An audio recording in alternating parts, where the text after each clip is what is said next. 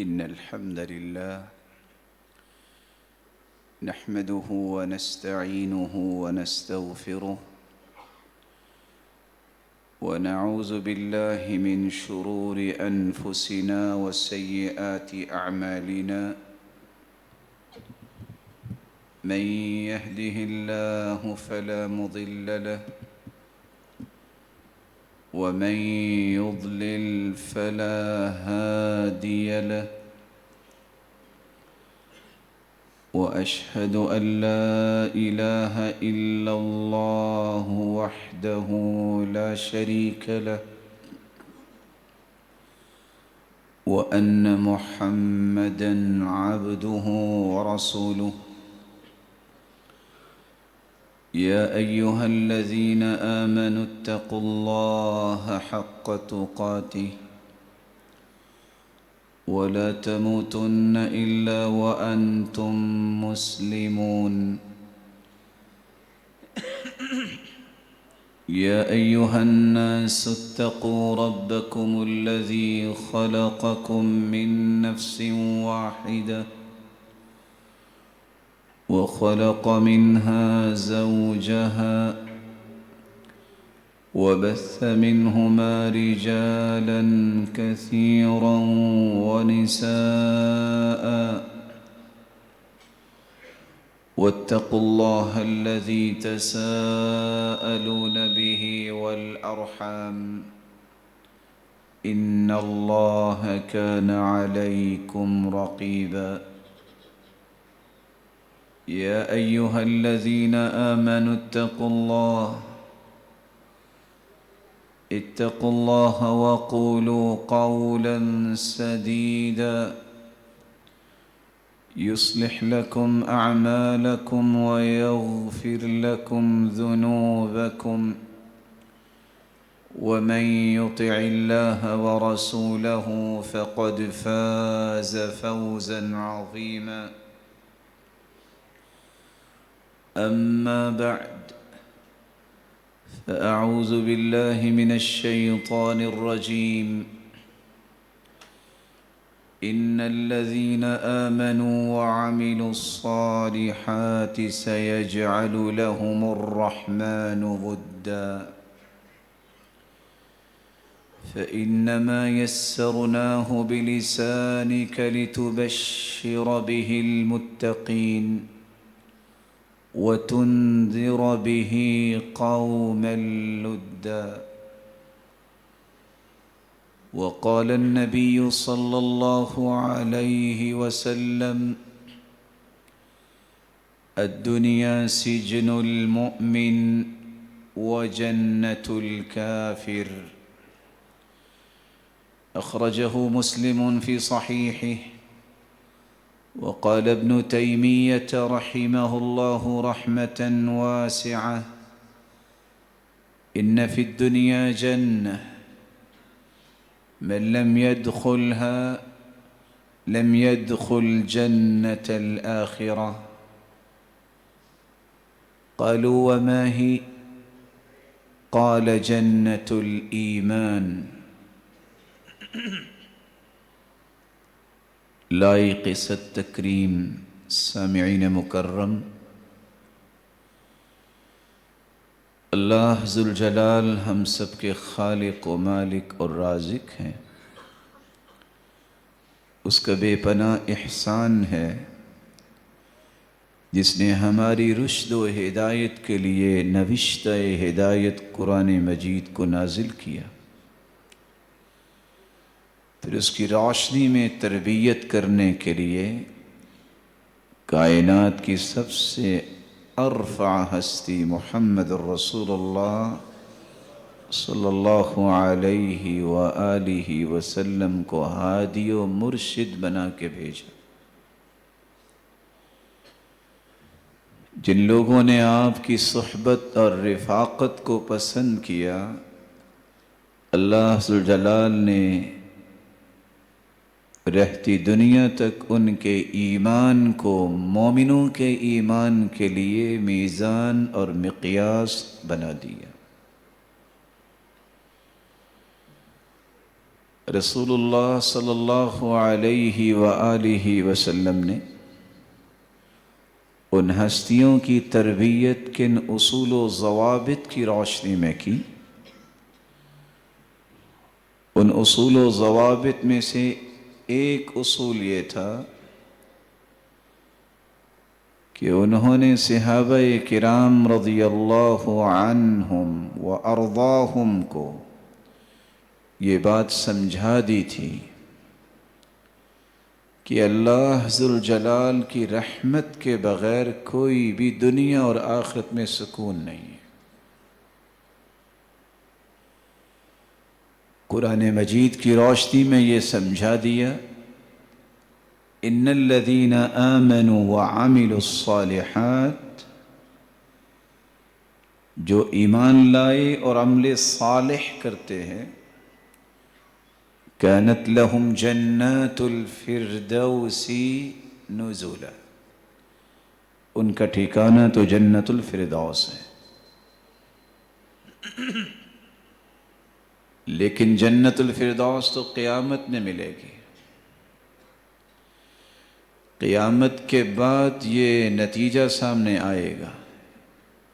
ایک جنت دنیا میں بھی ہے، جو جنت الفردوس میں جائیں گے وہ دنیا میں بھی جنت میں رہتے ہیں۔ وہ جنت کون سی ہے؟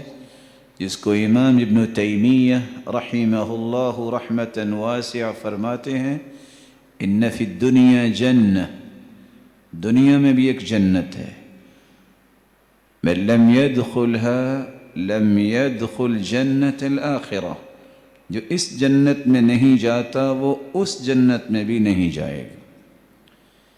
جب پوچھا گیا کہ دنیا میں جنت کون سی ہے تو کہا جنت الایمان، جس کا ایمان رب کو پسند آ گیا وہ دنیا میں بھی اللہ ذوالجلال کی رحمت کے سائے تلے ہی رہتا ہے۔ اس کی دنیا بھی لذتوں سے لبریز، سکون اور وقار اور راحت کے ساتھ زندگی گزرتی ہے۔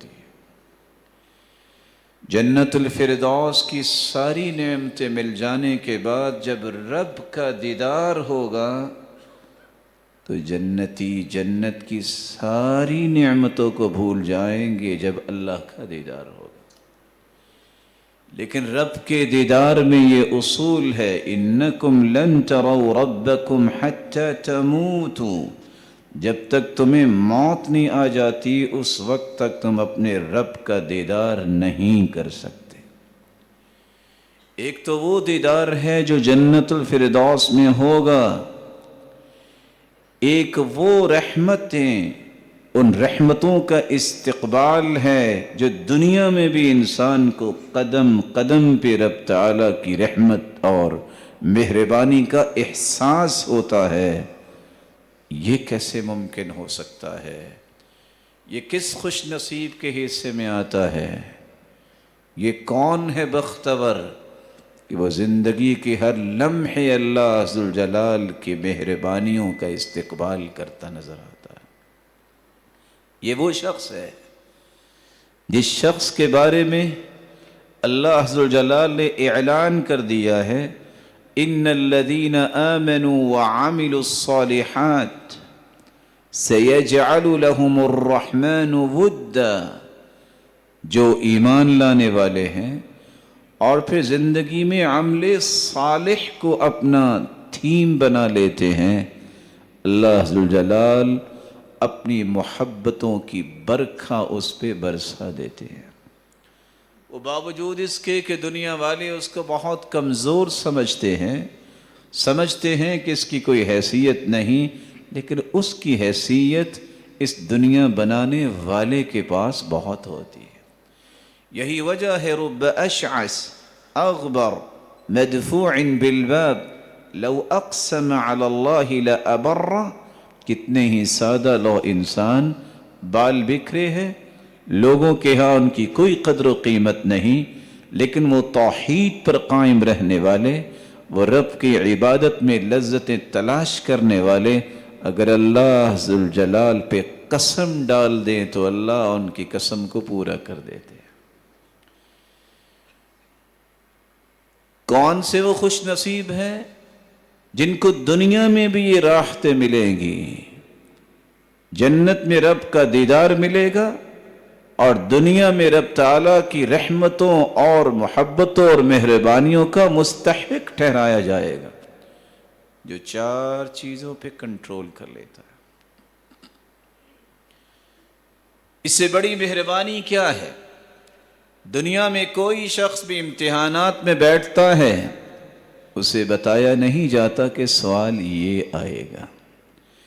یہ بھی میرے رب کی مہربانی ہے کہ بڑی وضاحت کے ساتھ یہ بات سمجھا دی، یہ 4 دشمن ہیں، ان کی دشمنی سے بچ جانا زندگی کے ہر لمحے کو آپ باعث لذت بنا لیں۔ پہلا دشمن تمہارا شیطان ہے۔ ان الشیطان لکم عدو فاتخذوه عدوا انما يدعو حزبه ليكونوا من اصحاب السعیر۔ شیطان تمہارا دشمن ہے، اسے دشمن ہی سمجھنا۔ یہ تو چاہتا ہے کہ اپنے ماننے والوں کو جہنم میں اپنے ساتھ لے کے جائے۔ تو شیطان کو دشمن سمجھنے والا کبھی شیطانی وسوسوں کے پیچھے نہیں لگتا، کبھی بھی صبح و شام کے اذکار سے اپنے آپ کو محروم نہیں کرتا، کبھی بھی وہ نمازوں کی پابندی میں سستی نہیں کرتا۔ اس کی زبان پہ اعوذ باللہ من الشیطان الرجیم، اعوذ بوجہ اللہ الکریم وسلطانہ القدیم من الشیطان الرجیم اور لا حول ولا قوة الا باللہ کی کثرت سے اس کی زبان پہ آتا ہے، رب تعالیٰ اسے شیطان کے شکنجے سے بچا لیتے ہیں۔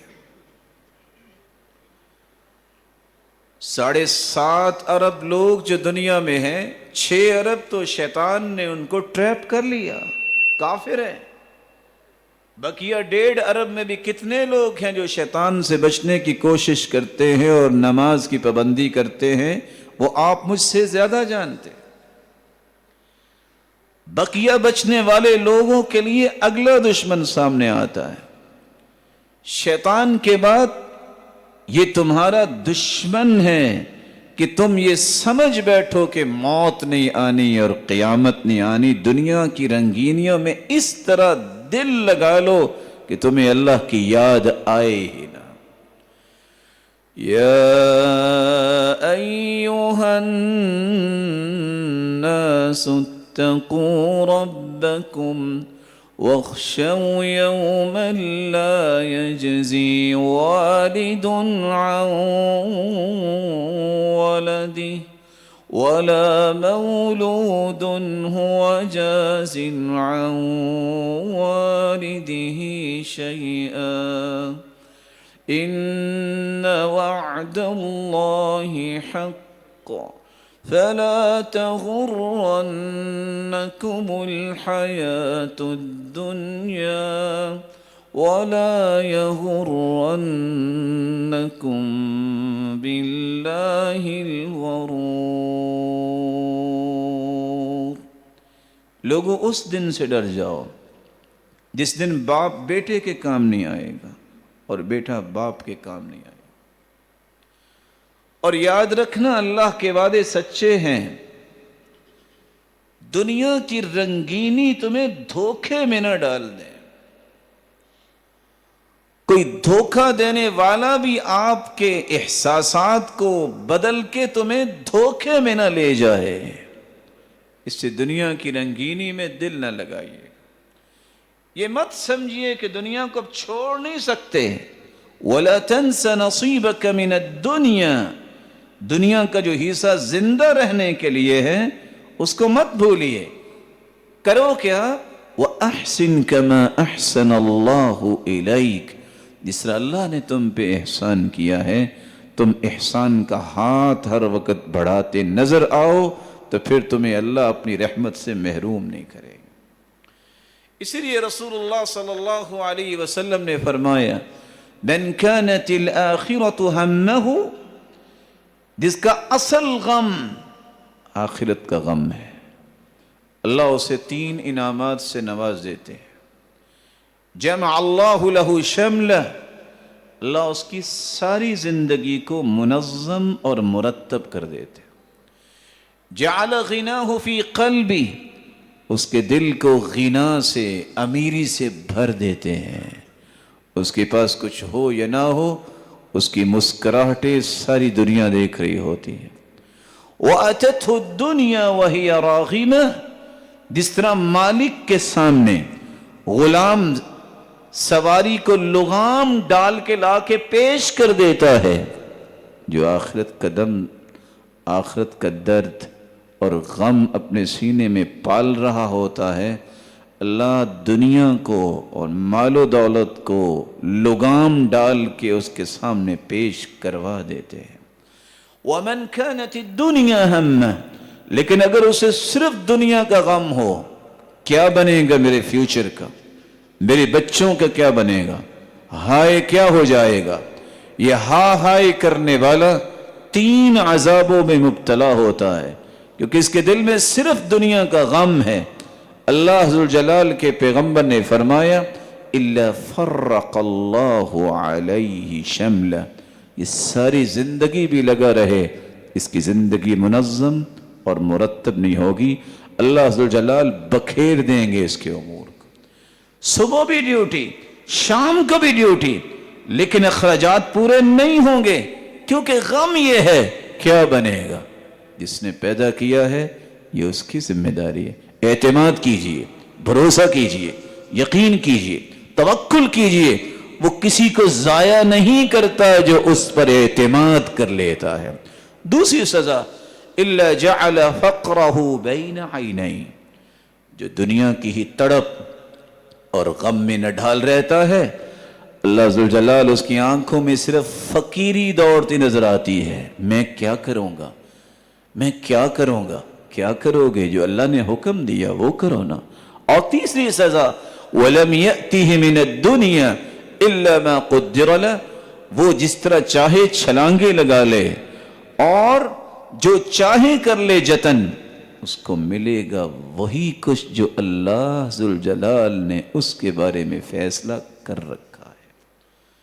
تو پہلا دشمن شیطان ہے، اس سے بچ جاؤ، پھر دنیا کی اس ہوس سے بچ جاؤ جسے اللہ بھول جائے، اور تیسرا دشمن جو ایک خفیہ دشمن ہے، جس کو ہم دشمن سمجھتے نہیں، لیکن وہ ان دونوں دشمنوں سے انسان پر بھاری ہو جاتا ہے، وہ ہے انسان کی خواہش نفس۔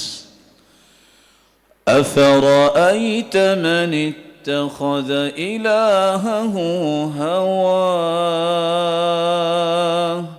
وَأَضَلَّهُ اللَّهُ عَلَىٰ عِلْمٍ وَخَتَمَ عَلَىٰ سَمْعِهِ وَقَلْبِهِ وَجَعَلَ عَلَىٰ بَصَرِهِ غِشَاوَةً فَمَن يَهْدِيهِ مِن بَعْدِ اللَّهِ،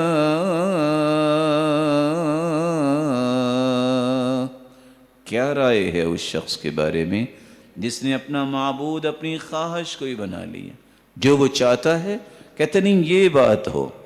کیا میں اور آپ اپنی خواہشوں کا اپنے رب کو پابند بنا سکتے ہیں؟ والعیاذ باللہ، اس سے بڑی حماقت کیا ہے کہ بندہ کہے کہ میری خواہش کے پابند فیصلے اللہ کے ہوں، یہ نہیں ہو سکتا۔ اس لیے مجھے اور آپ کو پابند بننا پڑے گا رب کے فیصلوں کے سامنے۔ اور جو شخص اپنی منشاہی زندگی جو ہے، منشاہی زندگی کو ہی مقدم کرتا ہے اللہ کے فیصلوں پر، اس کے رسول کے فیصلوں پر، سزائیں کتنی ہیں؟ 4۔ وَأَضَلَّهُ اللَّهُ عَلَىٰ عِلْمٍ، دنیا جہان کی بڑی سے بڑی ڈگری بھی حاصل کر لے، وہ اللہ کے ہاں گمراہ ہی کنسیڈر ہوتا ہے۔ وَخَتَمَ عَلَىٰ قَلْبِ، اس کے دل پہ اللہ نے مہر لگا دی۔ وَالسَّمْعِ، اس کے کانوں پر بھی مہر لگا دیے. وَجَعَلَ عَلَى بَصَرِهِ غِشَاوَةً, آنکھیں تو ہیں لیکن حق اسے نظر نہیں آئے گا. کان تو ہیں لیکن حق اسے سنائی نہیں دے گا. دل تو ہے لیکن سوچ نہیں اس کو آئے گی کہ حق کیا ہے. سزا کس چیز کی ہے؟ اس نے اپنی خواہش کو رب کے فیصلوں پر مقدم کر لیا. من اتبع ہواہ نال عدوہ مناہ. عربی زبان کا مقولہ ہے جو خواہش کا غلام ہوتا ہے اس کا دشمن ہمیشہ اپنی جملہ خواہشات اس پہ پوری کر لیتا ہے. وہ کبھی بھی فتح یاب نہیں ہوتا, شکست یافتہ ہوتا ہے. جو لوگ اس سے بھی بچ جاتے ہیں وہ ایک چوتھے دشمن کے ہاتھ لگ جاتے ہیں جس کو دشمن سمجھتے ہی نہیں.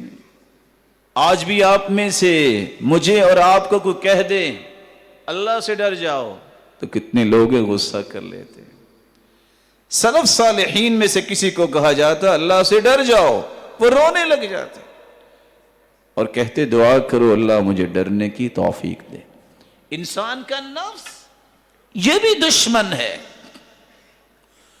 وَمَا أُبَرِّئُ نَفْسِي إِنَّ النَّفْسَ لَأَمَّارَةٌ بِالسُّوءِ إِلَّا مَا رَحِمَ رَبِّي وَمَا أُبَرِّئُ نَفْسِي. میں اپنے آپ کو بھی نفس کے شکنجے سے آزاد نہیں کر سکتا جب تک اللہ کا فیصلہ نہیں ہو.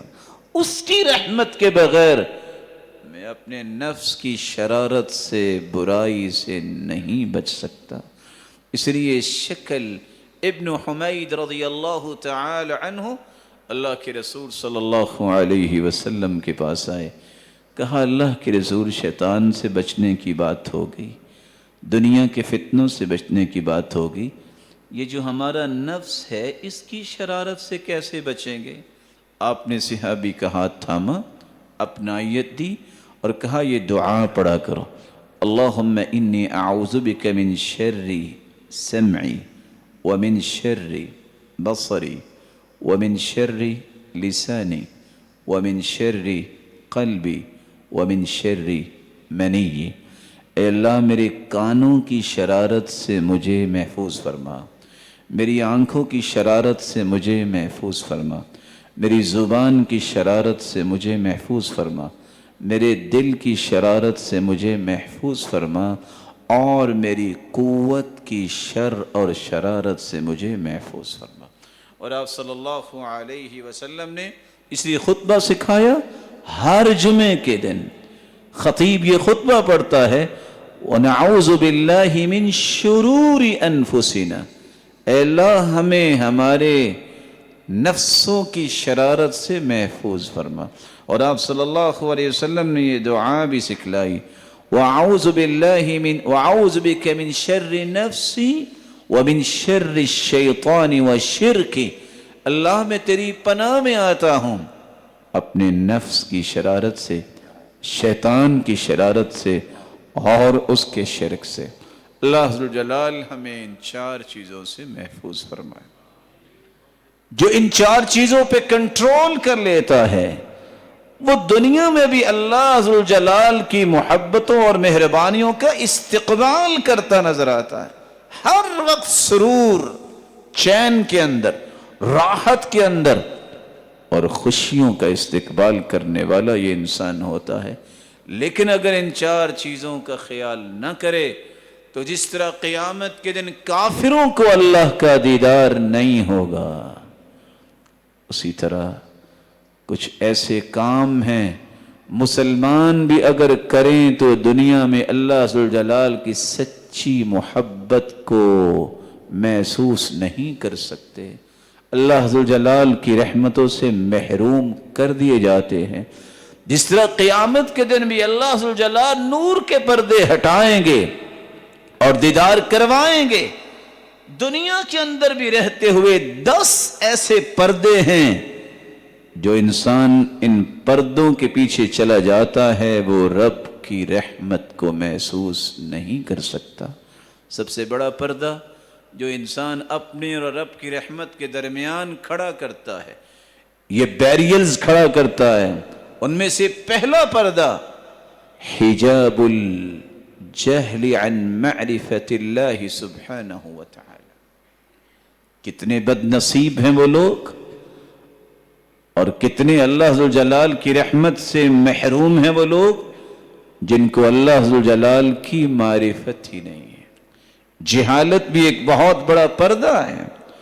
اس لیے الصحانی رحمہ اللہ کہا کرتے تھے، ان اول فرض فرضه الله على خلقه معرفته فاذا عرفه الناس عبدوه ولهذا قال عز من قائل فاعلم انه لا اله الا الله۔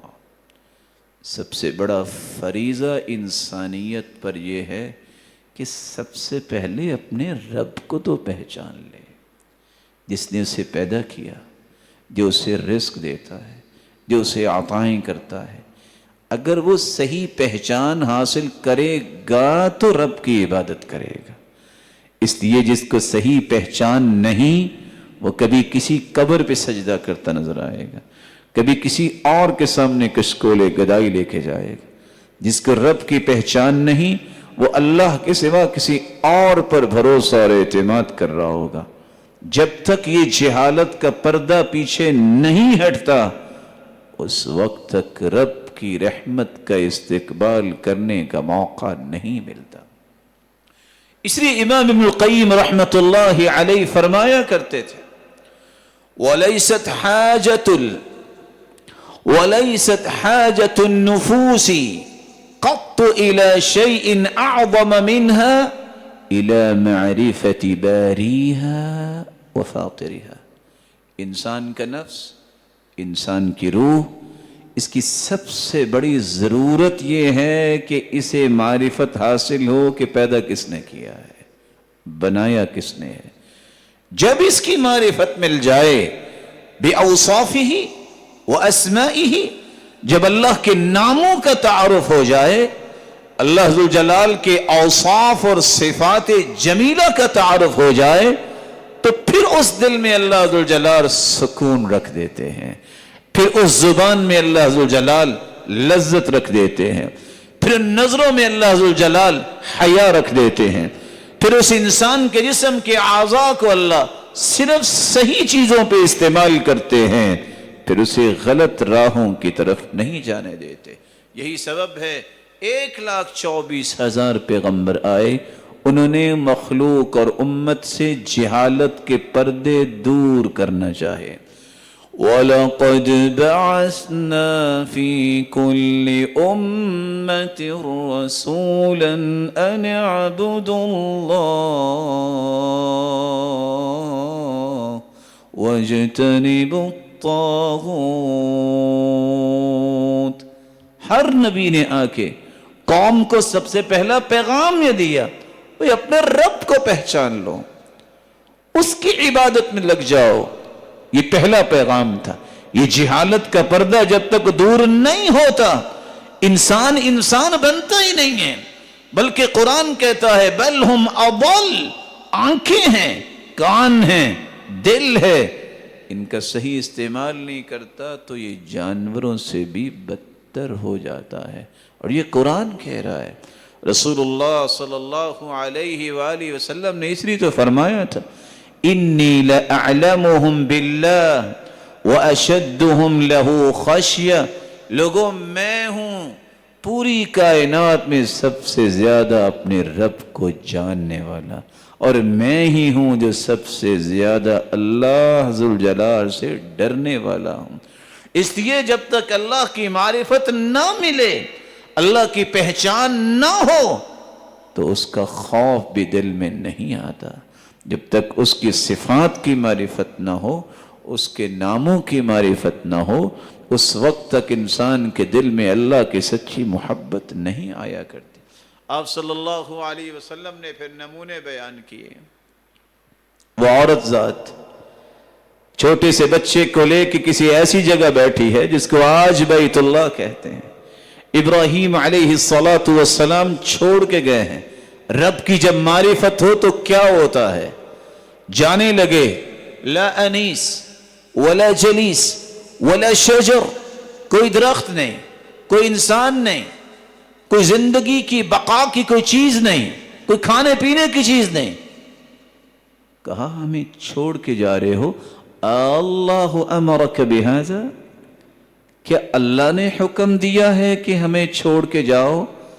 فاشار برأسه ای نعم، تو سیدنا ابراہیم علیہ السلام نے کہا ہاں یہ اللہ نے حکم دیا ہے. تھی عورت ذات اتنی بات سن کے، کیونکہ رب کی معرفت تھی، وہ پہچانتی تھی کہ رب نے اگر کہا ہے تو وہ ضائع نہیں کرے گا. اسی لیے وہ کہنے لگی اذن لا یضیعنا، اگر ایسی بات ہے تو جاؤ، پھر جس رب کے فیصلے پر چھوڑ کے جا رہے ہو وہ ہمیں ضائع نہیں کرے گا. اور اللہ ذوالجلال نے یہ فیصلہ کر دیا کہ جب تک انسانوں میں سے کوئی یہاں نہیں آتا، جبریل تمہیں آرڈر ہے تم خادم بن کے ہاجرہ علیہ السلام اور اسماعیل علیہ السلام کی نگرانی کرو. اور ایسا ہی ہوا. یہ اللہ کی معرفت تھی جو موسیٰ علیہ السلام کی ماں کو نصیب ہوئی. آپ میں سے کوئی ایک لکڑی کا چھوٹا سا بنا کے اپنے بچے کو ڈال کے کوئی نہر میں بھی ڈال سکتا ہے، گھر میں بھی رکھ سکتا ہے؟ کیسے ماں نے بچے کو لکڑی کا ایک بنا کے اس میں ڈال کے سمندر کے حوالے کیا؟ معرفت کس کی تھی؟ وہ ضائع نہیں کرے گا. جس نے وعدہ دیا ہے اِنَّا رَادُّهُ إِلَيْكَ، پریشان نہیں ہونا، یہ آپ کے پاس ہی واپس آئے گا. کہنے والا کون تھا؟ اس کی بات پہ یقین کرنے والا، اس کی معرفت حاصل کرنے والا. پھر موسیٰ علیہ السلام نے اپنی ماں کا ہی دودھ پیا تھا، وہ واپس آ کے نبی بنا تھا. یہ ہے وہ یقین کی زندگی. جب تک رب پر اعتماد، بھروسہ، توکل نہ ہو، اس کی صحیح معرفت نہ ہو، ایک تو وہاں دیدار ہوگا، دنیا میں بھی اللہ کی رحمت اور محبت کا دیدار نہیں آپ کر سکے. دوسرا پردہ جو انسان اللہ ذوالجلال اور اپنے درمیان ایک کھڑا کر لیتا ہے، حجاب الشرک. مشرک انسان یہ سب سے بھاری پردہ اپنے اور رب کے درمیان کھڑا کر لیتا ہے کہ یہ محروم ہی محروم ہے جب تک توبہ نہیں کرتا. کیونکہ اللہ کے رسول صلی اللہ علیہ وسلم نے فرمایا ابغض الاعمال الى اللہ الاشراک باللہ، دنیا میں سب سے برا عمل جو اللہ ذوالجلال کے ہاں ہے وہ کیا ہے؟ کہ اللہ کے ساتھ کسی کو شریک بنا لینا، اس کے ناموں میں شریک، اس کی ربوبیت میں شریک، اس کے اوصاف میں شریک. دنیا کے اندر اللہ ذوالجلال ہی خالق ہے، مالک ہے، رازق ہے. وہی گنج بخش کی صفت تو دنیا والوں کو دیتی ہے. خزانوں کا مالک وہ ہے کیونکہ خزانے ہیں ہی اس کے پاس. اولاد دینے والا بھی وہی ہے، بگڑی بنانے والا بھی وہی ہے. دنیا کے ہر معاملے کی تدبیر کرنے والا وہی ہے. مشرک جب شرک کرتا ہے، جب کسی اور کو یہ صلاحیت سونپنا چاہتا ہے، اس نے ایک ایسا بیریل کھڑا کر لیا ہے. یہ قیامت کو اگر توبہ نہ کی تو جہنم کا ایندھن تو بنے گا ہی بنے گا. وہ دنیا میں بھی سزائیں سہتا ہے. اس لیے کسی معاشرے کے اندر امن و استحکام کی ایک ہی وجہ ہے جو قرآن نے بیان کی ہے. الذین آمنوا ولم يلبسوا ایمانهم بالظلم اولئک لهم الامن وهم مہتدون. ایمان کے بعد جو شرک کی آمیزش نہیں کرتے ان کا معاشرہ امن کا گہوارہ ہوتا ہے. ان کے فکر میں بھی امن، ان کی قول میں بھی امن، ان کے عمل میں بھی امن، اور ان کے معاشرے میں بھی امن محسوس ہوتا ہے. لیکن جس معاشرے میں ہر 5 کلومیٹر کے بعد شرک ہو رہا ہو، رب کے علاوہ سجدہ ہو رہا ہو، رب کے علاوہ نہ جانے کیا کیا چیزیں جو رب تعالیٰ کے سامنے ہی پیش کرنی چاہیے وہ کسی اور کو اس کا محور و مرکز بنا لیا جائے، وہاں کہیں امن نہیں آیا کرتا۔ یہ باتیں قرآن کی ہیں، یہ میرا اور آپ کا نظریہ نہیں ہے، یہ قرآن نے نظریہ پیش کیا ہے۔ آج بھی 100 سال کے بعد بھی یہی کام آئے گا، یہی حقیقت ہوگی، کیونکہ یہ میرے رب نے فرما دیا ہے، اور اس سے بڑی کوئی بھی صداقت و عدالت کی بات نہیں ہو سکتی۔ رسول اللہ صلی اللہ علیہ وسلم نے ایک تیسری نشاندہی کی ہے۔ ایک تو قیامت کو اللہ کا دیدار کافر نہیں کر پائیں گے دنیا کے اندر بھی رہتے ہوئے۔ تیسرا بیریل کھڑا کرتا ہے انسان، جس سے رب تعالیٰ کی رحمتوں کا استقبال نہیں کر سکتا، جب وہ بدعات میں پڑتا ہے، الفعلہ المخالفہ للسنہ۔ دنیا جہان کا قابل ترین شخص بدعت کا مرتکب ہے تو رب کی رحمت سے دھتکارا ہوا ہے۔ یہ تمہیں نظر آتا ہے کہ اس کے سر پہ کلا اور جبہ اور نہ جانے کیا ہے، رب کی نظر میں وہی ہے جس کے دل میں اللہ کے رسول کی محبت ہے۔ جو بدعات میں پڑ گیا ہے، بدعت کہتے ہیں وہ عمل جو سنت کے مخالف ہو۔ فضیل بن عیاض کہتے ہیں من علامت البلاء ان یکون صاحب بدعہ، کسی شخص کو دیکھنا ہو کہ مصیبت میں مبتلا ہے تو وہ شخص ہے جو بدعت پہ لگا ہوا ہے۔ ایوب السختیانی فرمایا کرتے تھے مزداد صاحب بدعہ اجتہادا الا ازداد من اللہ بعدا، بدعتی شخص جتنی بھی محنت کر رہا ہوتا ہے اتنا ہی رب سے دور ہو رہا ہوتا ہے، وہ رب کی رحمت کے قریب نہیں ہوتا۔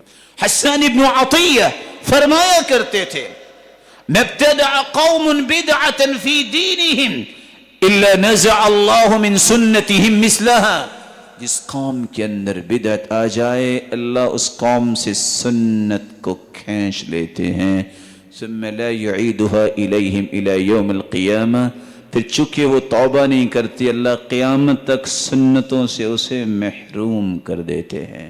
احمد بن سنان القطان کہا کرتے تھے ليس في الدنيا مبتدع الا وهو يبغض اہل الحدیث۔ ایک نشانی دے دی، دنیا میں جو بدعتی ہوگا وہ حدیث اور حدیث والوں کی مخالفت و نفرت کرتا نظر آئے گا۔ وَمَا ابْتَدَعَ رَجُلٌ بِدْعَةً إِلَّا نُزِعَ حَلَاوَةُ الْحَدِيثِ مِنْ قَلْبِهِ، جس شخص کو بدعت پہ شیطان نے لگا دیا ہے اس کے دل سے اللہ ذوالجلال حدیث کی محبت نکال دیتے ہیں۔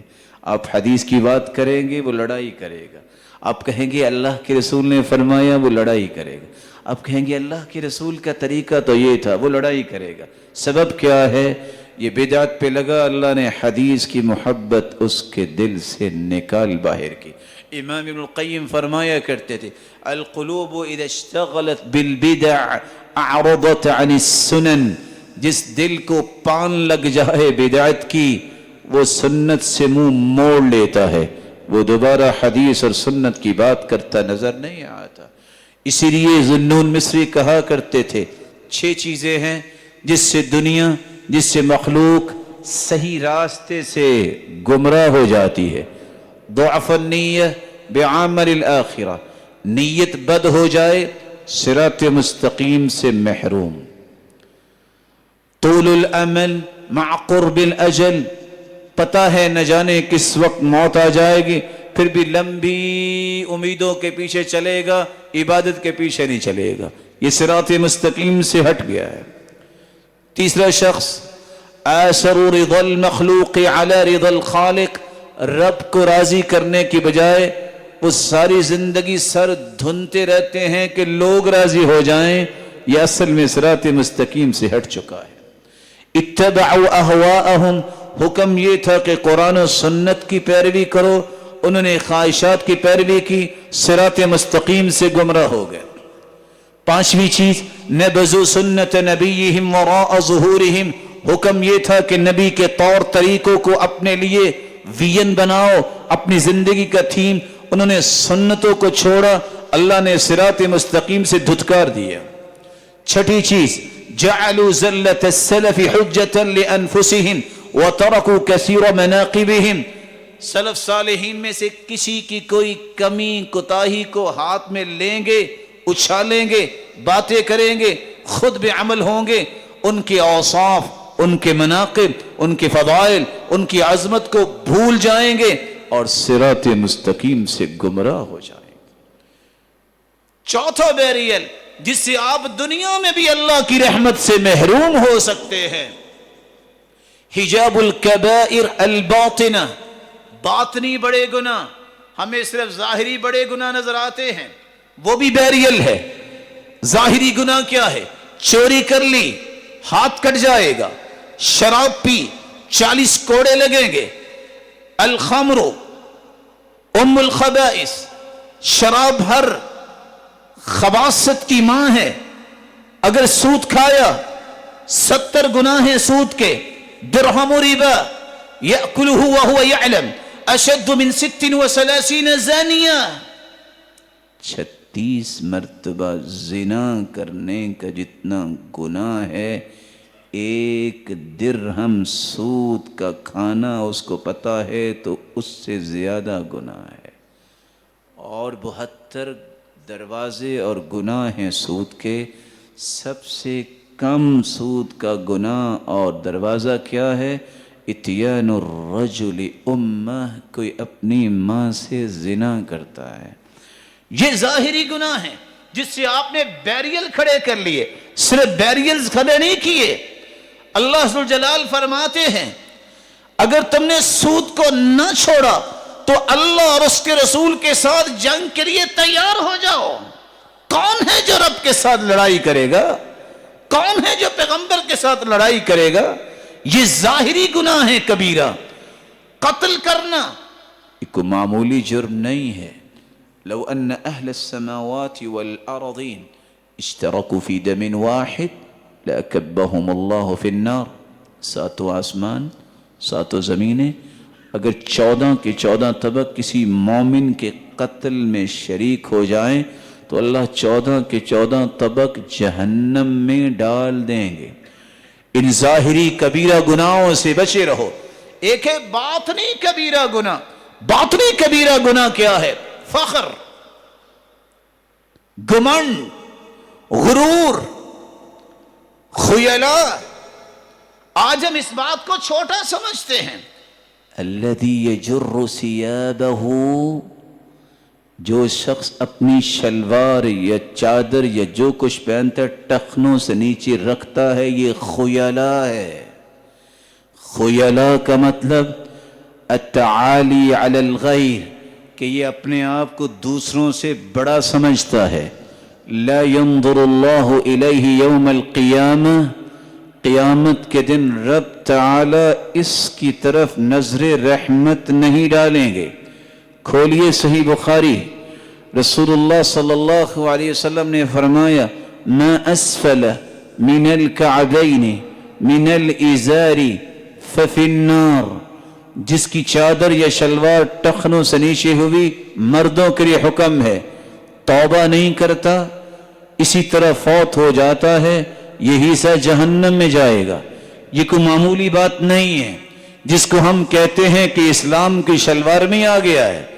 یہ ایک اور گناہ ہے کہ اللہ کے رسول کے فیصلے اور اللہ کے فیصلے کے بارے میں کمنٹس ڈالنا، یہ اس سے بڑا گناہ ہے۔ اس لیے قصر ثیابک، اپنی شلوار کو ٹخنے سے اونچا رکھو۔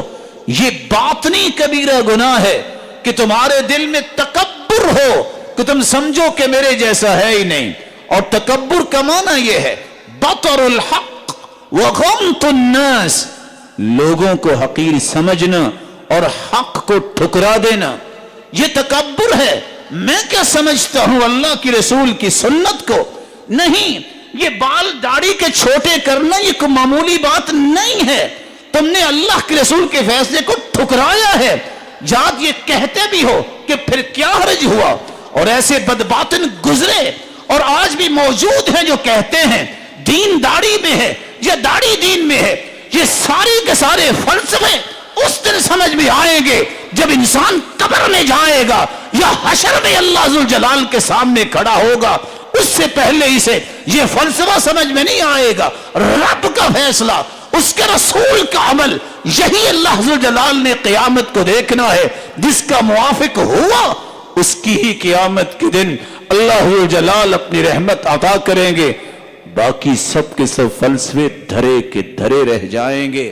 اس لیے اس 5ویں بیریل سے بھی بچنا چاہیے. من فارق الروح جسدہ، جس انسان کی روح جسم سے نکل جائے، 3 چیزوں سے بری ہو، وہ جنت میں جائے گا. الکبر والدین والغلول، اس میں تکبر نہ ہو، اس کے اوپر قرض نہ ہو، وہ دھوکہ دینے والا نہ ہو، یہ جنت میں جائے گا. اللہ ذوالجلال ان چیزوں سے ہم سب کو محفوظ فرمائے تاکہ جنت میں بھی اللہ ہمیں جمع فرمائے. وآخر دعوانا الحمد للہ.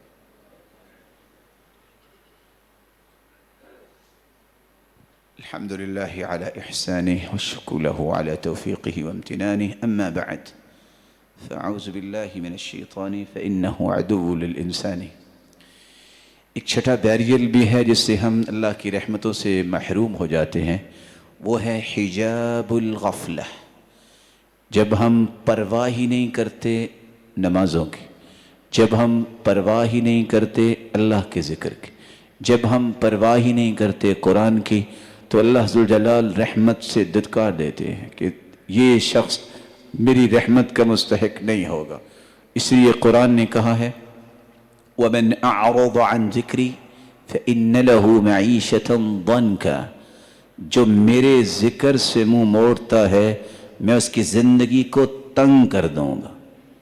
فَإِنَّ لَهُ مَعِيشَةً ضَنْكَ. مبالغہ نہیں ہے. بازار میں نکلو کروڑوں کے مالک ہوں گے، جاؤ بڑے بڑے جگہوں پہ لاکھوں کروڑوں کے مالک ہوں گے، لیکن ہر شخص روتا نظر آئے گا. معیشت ضنک، اس قدر تنگی، اس قدر پریشانی، یہ سبب ہے کس چیز کا؟ کہ اللہ کے ذکر سے اعراض کیا جائے تو پھر یہ حالات بنتے ہیں. ساتھ ہی اللہ ذوالجلال نے فرمایا وَنَحْشُرُهُ يَوْمَ الْقِيَامَةِ أَعْمَى. قیامت کو ایسے لوگوں کو اندھا بنا کے اٹھائیں گے. بندہ کہے گا یا رب لما حشرتنی اعمی وقد كنت بصیرا، میری آنکھیں تو بڑی خوبصورت تھی، آج میں اندھا کیسے ہو گیا؟ جواب ملے گا تیرے پاس بھی میری نشانیاں آئیں، تو نے ان کو بھلا دیا، ہم نے آج تجھے بھلا دیا. ایک 7واں بیریل بھی ہے جو عام شخص سمجھتا ہی نہیں، کہتے ہیں صغیرہ گناہ ہے. صغیرہ گناہ، اس کو مت صغیرہ سمجھو. لا تنظر الى المعصیہ ولكن انظر الى عظمة من عصیت. عبداللہ ابن المبارک کہا کرتے تھے گناہ کو نہ دیکھا کرو چھوٹا ہے کہ بڑا ہے، دیکھا کرو جس کی مخالفت کر رہے ہو وہ کتنا بڑا ہے. 6 چیزیں آ جائیں تو صغیرہ صغیرہ نہیں رہتا، وہ بھی کبیرہ گناہ بن جاتا ہے. جب آپ کسی گناہ کو چھوٹا سمجھ کے کر رہے ہوں تو یاد رکھنا یہ بھی آپ کو ہلاک کر دے گا. ایاکم محقرات الذنوب فإنہن یجتمعن علی الرجل فیہلکن. گناہوں کو چھوٹا سمجھنے سے بچ جاؤ. جب چھوٹے چھوٹے گناہ جمع ہو جائیں تو یہ بندے کو ہلاک کر دیتے ہیں. دوسری بات، چھوٹے گناہ کو بھی بار بار کرنے سے چھوٹا نہیں بڑا ہو جاتا ہے. لا صغیرۃ مع الاصرار ولا کبیرۃ مع الاستغفار. سیدنا عبداللہ ابن عباس فرمایا کرتے تھے صغیرہ بار بار کریں تو کبیرہ بن جائے گا، اگر کبیرہ کر چکے ہو سچی توبہ کر لو تو اللہ وہ بھی معاف کر دے گا. تیسری بات، السرور بہ، کسی معمولی سے گناہ کو کر کے آپ خوشی منائیں. یہ سگریٹ نوش، یہ اس طرح کے دیگر کام کرنے والے ساتھ کش لگا کے اپنا پاؤں اٹھا کے دوسرے گھٹنے پہ رکھ کے جب فخر کرتے ہیں، یہ معمولی گناہ نہیں ہے. اس لیے قرآن کہتا ہے ان الذین یحبون ان تشیع الفاحشہ فی الذین آمنوا لهم عذاب علیم. جو لوگ پسند کرتے ہیں کہ لوگوں میں فحاشی پھیلے، ان کے لیے دنیا میں بھی آخرت میں بھی عذاب ہے۔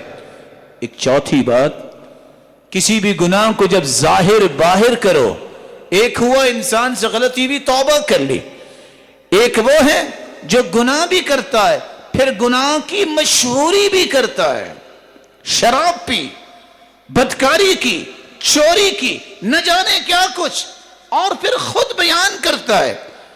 رسول اللہ صلی اللہ علیہ وسلم نے فرمایا کل امتی معافی الا المجاہرین، ہر شخص کو معافی مل جائے گی لیکن جہار کرنے والے کو معافی نہیں ملے گی۔ جہار یہ ہے رات کو گناہ کیا، صبح اٹھ کے لوگوں کو بتاتا ہے فعلت کذا و کذا، میں نے تو اس طرح کیا، اللہ نے جو چادر ڈالی ہوئی تھی اس کو اس نے خود ہی پاش پاش کر دی۔ پانچویں بات، جس سے صغیرہ بھی کبیرہ گناہ بن جاتا ہے، اللہ عز و جلال کی چادر جو رحمت کی چادر ہے اس کی پرواہ نہ کرنا، مراقبت کی پرواہ نہ کرنا۔ حدیث میں آتا ہے ایسے لوگ آئیں گے جو تہامہ کے پہاڑ جتنی نیکیاں لائیں گے لیکن قیامت کو اللہ دھول بنا کے اڑا دیں گے۔ یہ نمازی بھی ہوں گے، یہ لوگ رات کو قیام بھی کرتے ہوں گے، لیکن جب انہیں موقع ملے گا برائی کا تو پھر برائی کو اپنے ساتھ ملانے اور اللہ کی حدیں کراس کرنے میں انہیں کوئی خوف نہیں ہوگا۔ نوجوانوں کے لیے نصیحت ہے، آج وقت ہے اس مصیبت کے فتنے سے، موبائل کے فتنے سے اپنے آپ کو بچاؤ، اپنی خلوتوں کو پاکیزہ کرو گے، جلوتوں میں تمہارے چہرے سے نور ٹپکتا نظر آئے گا۔ اپنے ذہن کو خلوت میں پاک رکھو گے، اللہ عز و جلال اس ذہن سے جو بات نکالیں گے وہ حکمت سے لبریز ہوگی۔ یہ میں نہیں کہہ رہا، یہ ابو عبد الرحمن الحیری فرماتے ہیں من امر السن على نفسه قولا وفعلا نطق بالحکمہ، جو شخص سنت کو اپنے اوپر نافذ کر لیتا ہے قول و عمل میں، اللہ اس کی زبان سے حکمت کو جاری کر دیتے ہیں، اور جو سنت سے پیچھے ہٹ جاتا ہے اللہ اس کی زبان سے بدعت کے اور برے الفاظ ہی نکالتے ہیں۔ آخری بات، ایک اور بیریل ہے جس کو ہم سمجھتے نہیں ہیں، مباحات جو جائز چیزیں ہیں اس میں بھی غلو نہ کیا کریں۔ کھانا پینا چاہیے، یہ اللہ کی نعمتیں ہیں، ضرور کھاؤ، بلکہ اللہ سے دعا ہے سب کو حلال اور پاکیزہ دے، لیکن ضائع نہ کرو، کھا کے ضائع کر دینا اور دنیا کو دکھانے کے لیے زیادہ کھانے بنانا اور اپنے مال کی نمائش کرنے کے لیے، جائز ہے کہ تم کھانے کھاؤ لیکن یہ جائز نہیں ہے کہ ضائع کرو، کیونکہ کسی چیز میں جب بھی مبالغہ آتا ہے وہ غلط راستے کی طرف لے جاتا ہے۔ قسوۃ القلب من 4 اشیاء، امام ابن القیم کہا کرتے تھے کہ انسان کا دل اس وقت پتھر بن جاتا ہے جب 4 چیزوں میں حد سے تجاوز کر لیتا، الاکل والنوم والکلام والمخالطہ، زیادہ کھائیں گے دل مردہ ہو جائے گا۔ کثرت الطعام تمیت القلب کما ان کثرت الماء تمیت الزرع، حالانکہ کھیتی باڑی کو پانی کی ضرورت ہے، اگر آپ زیادہ پانی ڈال دیں تو کھیتی باڑی برباد ہو جاتی ہے۔ اسی طرح کھانا ضرورت ہے، لیکن اس نیت سے کھانا کہ شاید زندگی کا آخری کھانا ہے، دل مردہ ہو جائے گا۔ سونا ضرورت ہے، لیکن یہ کوئی ضرورت نہیں ہے کہ 24 گھنٹوں میں 12 گھنٹے سویا جائے، ضرورت پوری کرو۔ گفتگو کرنا ضرورت ہے، لیکن وہ بات کرو جو آپ کے لیے نیکی کا باعث ہو۔ گھل مل کے رہنا بڑی اچھی بات ہے، لیکن اس انداز سے کہے لگاتے ہی راتیں گزار دینا، ان کثرت الضحک تمیت القلب، یہ کثرت سے کہا لگانے سے دل مردہ ہو جاتا ہے۔ اور ایک بات ان نیک لوگوں کے لیے جن کو اللہ نے نیکی کی توفیق دی، جو اللہ کے پسندیدہ ہیں، وہ ایک بیریل سے بچ جائیں، بہت ضروری ہے۔ وہ کیا ہے؟ کہیں یہ نہ سمجھ لیں کہ مجھ جیسا کوئی نیک نہیں ہے، مجھ جیسا کوئی خوبصورت نہیں ہے، مجھ جیسا کوئی علم والا نہیں ہے. یہ شیطان کی طرف سے بیریل ہے، کیونکہ حدیث میں آتا ہے لو لم تکونوا تذنبون لخفت ما هو اکبر علیکم.